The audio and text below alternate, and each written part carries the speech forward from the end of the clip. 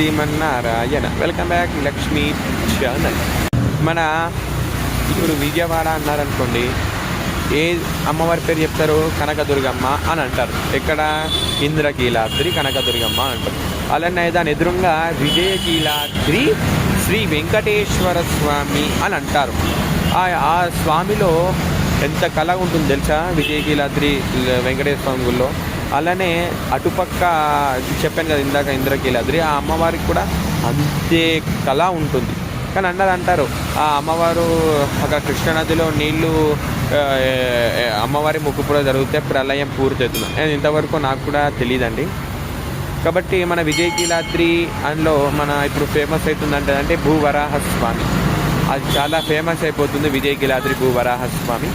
కాబట్టి మీరు ఒకసారి వెళ్ళేటప్పుడు అందరూ చూడండి. ఒకసారి ఏమో కనకదుర్గమ్మ, తర్వాత మన విజయకీలాద్రి వెంకటేశ్వర స్వామి భూవరాహస్వామి. ఓకేనా గాయస్? మరి బాయ్.